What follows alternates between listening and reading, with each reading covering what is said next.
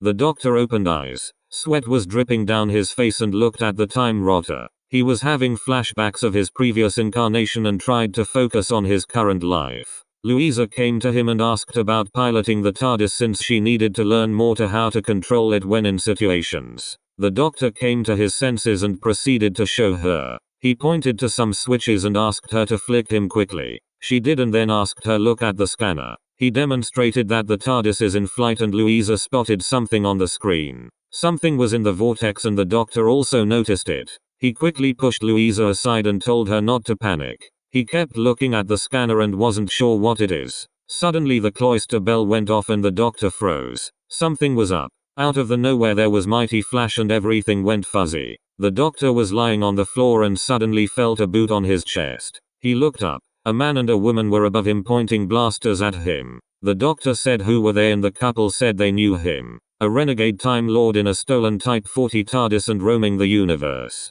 The doctor realized they're from Gallifrey and replied if they're renegades as well. The man then punched the doctor, knocking him out, saying they prefer the term rogues. He then awoke again and the two disappeared out his sight. He got up and saw a small wreckage of a ship in the console room. He looked at it and realized it was a crudely made time machine. His attention then turned to Louisa. He shouted for her but no reply and wondered if the two rogues had kidnapped her. He approached the console and checked the scanner for life signs. There were only two and the doctor knew they were lurking somewhere in the depths of the TARDIS. Then scanner started showing 3 more life signs and those were situated in the console room. The doctor quickly turned around and 3 men were behind him. The first had long brown hair and was in a Wild Bill Hickok outfit. The second had short grey hair, glasses and resembled something like a 20th century Egyptologist with scarab brooch to boot. The third looked more like a gruff and tough version of Sir Arthur Wellesley. The doctor walked up to them and asked if they are his future selves. The 3 men responded with if he's their future and the doctor, befuddled with by this, wasn't sure himself. The doctor asked who was their previous incarnation was and the 3 replied with the one who has the question-marked pullover. Now the doctor was getting concerned about this situation. These men were somehow on their 8th life and asked how did they regenerate. The Byron doctor stated that he got shot by a gang in San Francisco on New Year's Eve only to die on an operating table during surgery. The wise doctor said he battled someone called the Abbot on a monastic planet called Elixion and the captain doctor said he got blown up in a field and regenerated by growing out of the earth. The wise doctor asked how did he regenerate. The doctor said his companion Ace had drastically changed due to the cheetah virus she obtained. He thought she was free of it but was proven wrong. She became more feral and stabbed him in the chest with a long tooth while they were still in Perivale. The 3 doctors were surprised by this revelation and that Ace killed him. The doctor said he managed to get into the TARDIS and landed up north in Kendall on the same year, 1989. He didn't know where Ace's whereabouts are now. Probably still hunting with her remaining sisters and keeping the animal instincts alive. The Byron doctor tried to cheer the spirits with where Ace is now and what happened in their timelines. He went saying he and Ace traveled for a bit before she left on her own path, joining a space fleet to fight and against the Daleks. She returned with Bernice in tow, followed by Chris and Roz, going against the Time Whim, the monk altering history and the Brotherhood on imminent flesh. The wise doctor take was he enrolled Ace in the Prydonian Academy and has been traveling with Kate Tollinger since. The captain doctor said that Ace met a Scouse nurse called Hex and has recently been traveling with Turlo. The doctor was astonished by this and his attention swiftly turned to how they came here. The wise doctor said that his TARDIS collided with a time ship in the vortex and the others doctors said exactly the same thing. The doctor thought about this and wondered if the crude time ship had caused a dimension rip when they were in the vortex at the same time. It's a possibility and the doctors then turned to the wrecked time ship. The doctor said it was piloted by 2 rogue Gallifreyans and are in his TARDIS. The captain doctor said they'll to search the depths of the TARDIS for the 2 rogues and stop them. The others agreed and decided to scatter.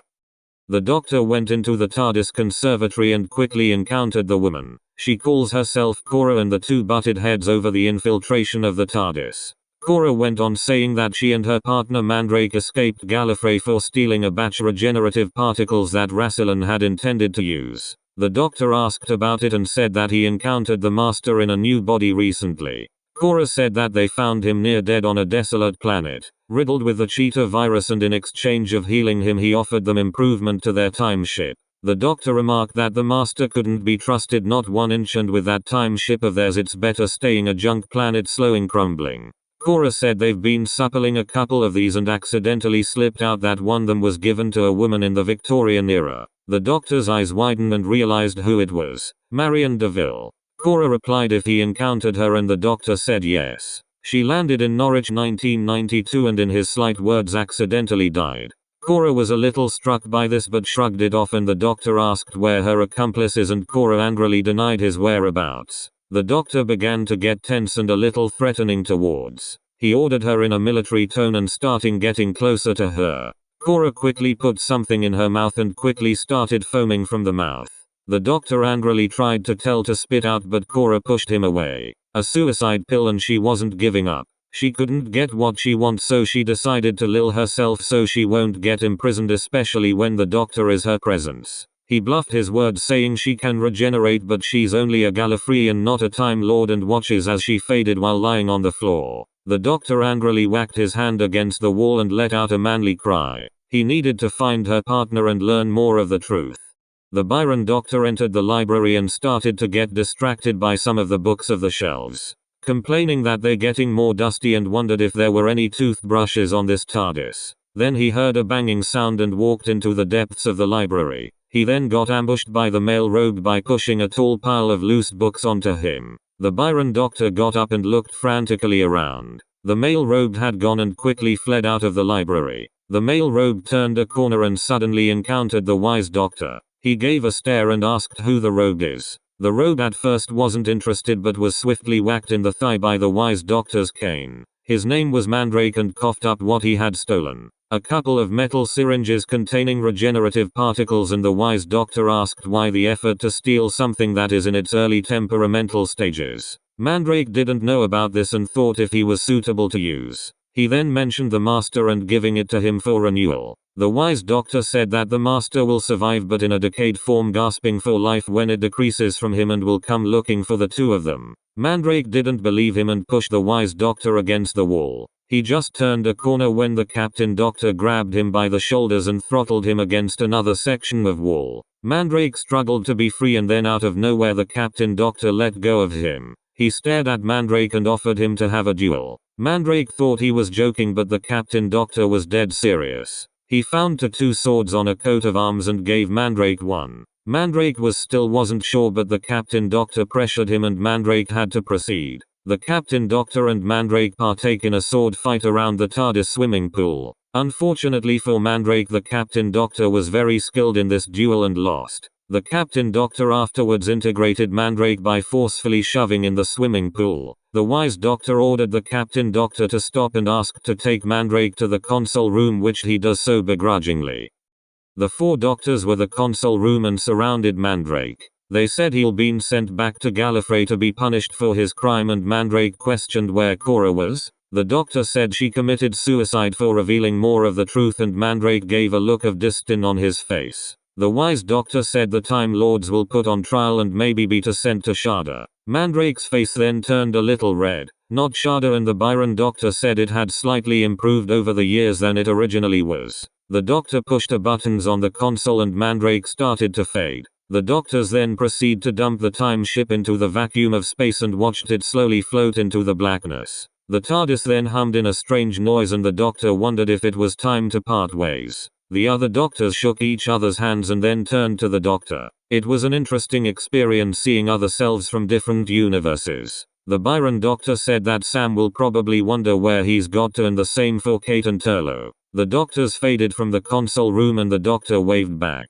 A bleeping sound came from the scanner and the doctor noticed it was Louisa's life sign. He managed to get her and teleported her back to the TARDIS. He was eager to tell her what he had experienced. Louisa got teleported back into the TARDIS where the doctor was at the console whooping that he managed to retrieve her. She glared at him and then screamed at him. The doctor asked what's wrong and checked his face. He was still the same man. Louisa demanded him to take her back home and the doctor didn't know what happened to her. From her perspective, something devastating had shaken her to the core.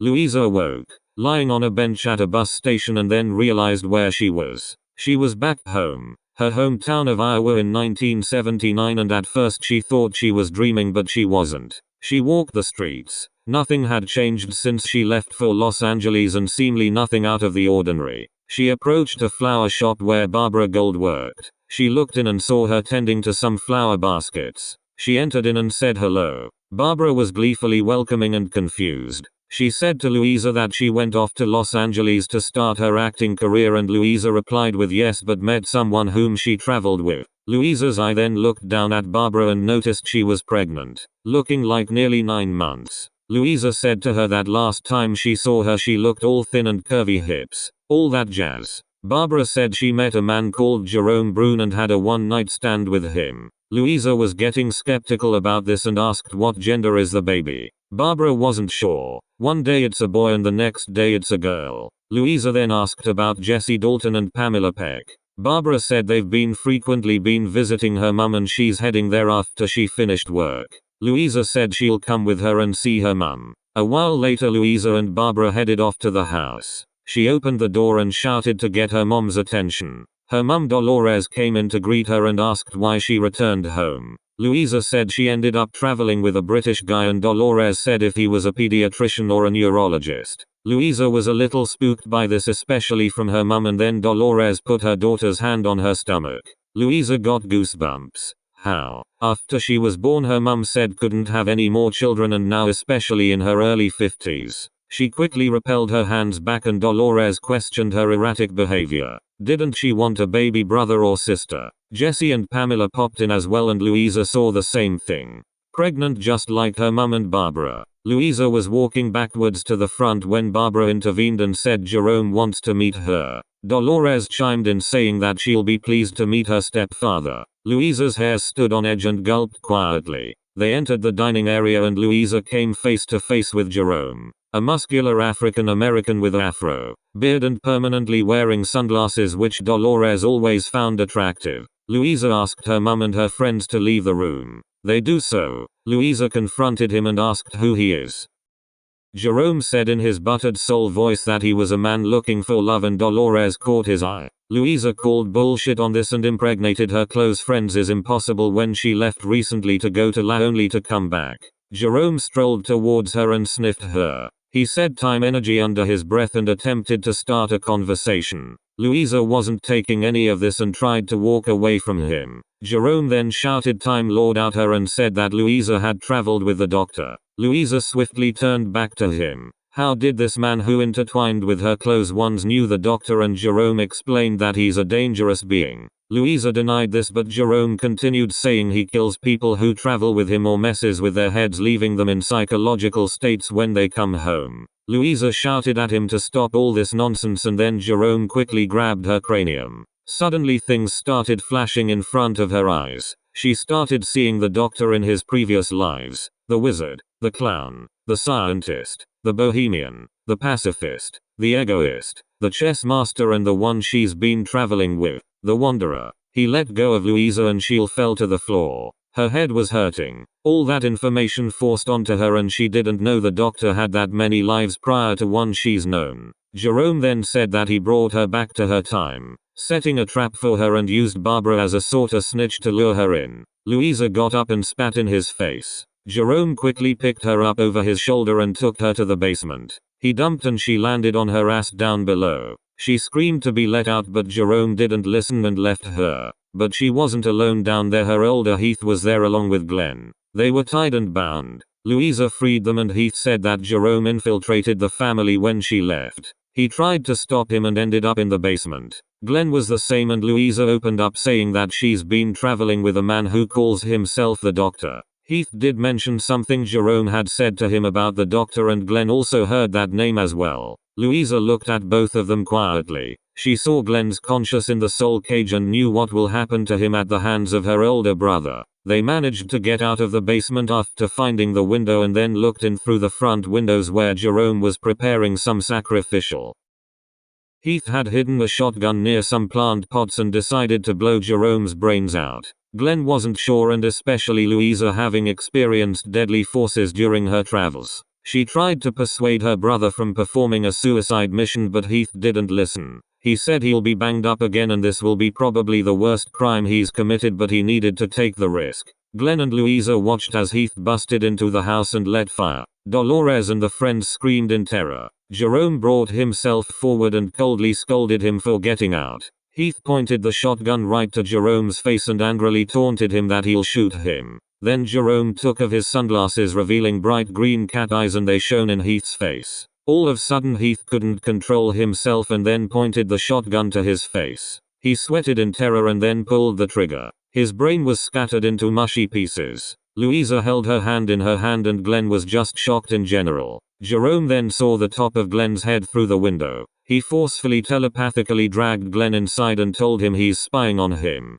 Glenn just let out terrier murmurs and Jerome looked on. He then titled his head to the left with a click and ripped Glenn in half. Louisa frantically entered the house and shouted at Jerome to stop. He replied with that if she wanted to stop him, sacrifices will be made, and with a click of his finger the sacrifices will begin. Dolores, Jesse, Pamela and Barbara suddenly stood up shaking. Louisa didn't what was happening. It was like they are having major seizures, and then the horrors started. Their bodies started to morph in the most gruesome way possible. The pregnant bumps slide up their chests, then disappeared, and then they starting ripping their faces apart, revealing demonic creatures. Louisa screamed loudly. Her mum and friends were gone. In their place were demons that Jerome called scapegraces and hunt people who travel with Gallifreyans. He had a mirror in his hand and pointed at the scapegraces. He looked back Louisa, smirked, and to say goodbye to her loved ones. The scapegraces looked at their reflections and then screamed. Steam emerged from their bodies and fell back hard onto the ground. Jerome laughed while Louisa was distraught by the deaths. She then quickly dived out of Jerome's reach and entered kitchen. Jerome let out a hissing sound at her. Louisa quickly found a crucifix in one of the kitchen drawers and held it. Jerome teleported near her and shouted at her, saying her mom's waiting for her. She held it to his face but nothing. Jerome mocked her, saying she has no faith and never had. In anger she threw it at him and Jerome teleported quickly. She looked round waiting for him to pop up and then slowly looked up at the ceiling in horror. Jerome took the form of her abusive father Howard Foster and pounced on her. Louisa screamed. It was fearfully terrifying seeing his face again after all these years, when he raped her when she was just 16 after participating in a beauty pageant, and Jerome started to recite those exact words right in front of her face. Louisa managed to wriggle to get her arms free and gouged Jerome's eyes out. A hellish scream emerged from his mouth and a gust wind followed, blowing her features. Jerome's body deteriorated rapidly, revealing demonic features, and ash started pouring out his eyes. Jerome was dead and Louisa headed to her family and friends. All of them were dead, and before she can even let out a whimper, small lava-like portals suck in the bodies, leaving nothing left. Louisa was absolutely shocked by this and believed they've all gone to hell. Then she felt some electric going around her body and panicked. Then Louisa got teleported back into the TARDIS, where the Doctor was at the console whooping that he managed to retrieve her. She glared at him and then screamed at him. The Doctor asked what's wrong and checked his face. He was still the same man. Louisa demanded him to take her back home. The Doctor then realized that Louisa was transported back to her own time and said he can't, as the TARDIS was affected by the time ship collision that Mandrake and Cora had caused. Louisa, in an act of rage, started to attack the Doctor and call out curse words to him. He, in an act of slight defense, grabbed her and forced her against the console. She let out a gasp in pain and lowered herself to the floor. The Doctor's hands were shaking and quickly apologized to her in a subtle tone. She looked up at him and scowled at him. She really wanted to be off this ship, to be back home, and the Doctor asked why. What happened? She said she lost her family, her friends, and saw who he really was. The Doctor was puzzled, and then she said was shown by a scapegrace called Jerome Brune.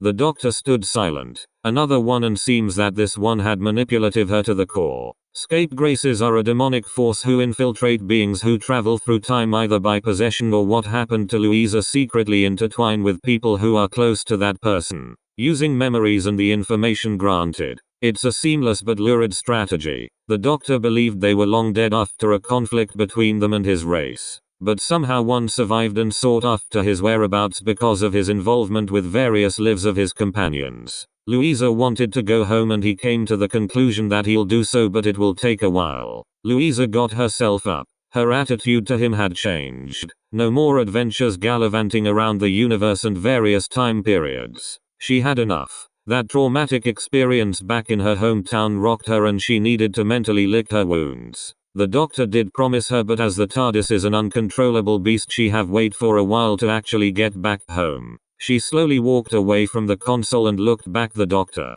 Her trust in him was now on a teetering edge. Her perspective of the man she traveled with had come into a negative light. Time to leave, she thinks deeply inside.